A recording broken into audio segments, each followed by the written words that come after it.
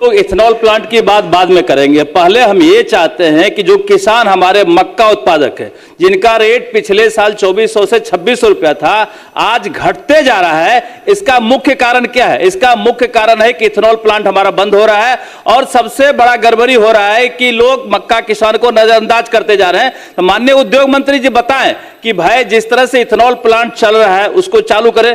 मंत्री जी का दो तरह का जवाब है। एक है कि हम एग्रीमेंट किए हैं जिससे उनकी मतलब चिंता करेंगे, जिनका हम एग्रीमेंट नहीं किए हम उनका चिंता नहीं करेंगे, तो इससे हमारा उद्योग नहीं चलेगा महोदय। अगर बिहार में कोई उद्योग लगा रहा है तो उसकी चिंता सरकार को करनी पड़ेगी कि भाई अगर हमारा उद्योग लग रहा है तो उद्योग धंधा चले। दूसरा, एक मिनट, एक सवाल इसमें हम और करना चाहते हैं माननीय मंत्री महोदय कि उद्योग जो भी बिहार में लगता है, माननीय नीतीश मिश्रा जी उस समय उद्योग मंत्री थे, हम लोगों ने पत्र निकलवाया था कि जो भी बिहार में उद्योग लग रहे हैं उसका जो भी प्रोडक्शन होता है बिहार सरकार में जहां भी उसकी आवश्यकता होती है वो लगे, प्रोडक्शन का इस्तेमाल बिहार में हो। लेकिन महोदय पत्र निकलने के बाद भी कोई विभाग इंप्लीमेंट नहीं करता है और सामान बिहार के बाहर से आता है, लोग यहां परेशान होते हैं, उद्योग धंधा लगाने वाले परेशान होते हैं। तो कैसे बिहार में महोदय उद्योग लगेगा, कैसे बिहार डेवलप करेगा, इसकी चिंता सरकार करे, इसका जवाब भी सरकार को देना चाहिए। एक मिनट दीजिए। अध्यक्ष महोदय, इस मक्के का एमएसपी रेट फिक्स करके क्यों नहीं पैक्स के माध्यम से सरकार खरीदना चाहती है?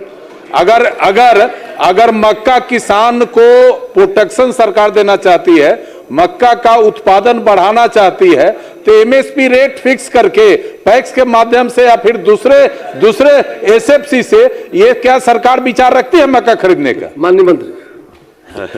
माननीय अध्यक्ष महोदय, माननीय अजीत भाई ने तो मेरे प्रश्न का जवाब दिया कि एमएसपी रेट फिक्स कर दिया जाए, तो थोड़ा सा क्वेश्चन अलग तरफ डाइवर्ट हुआ।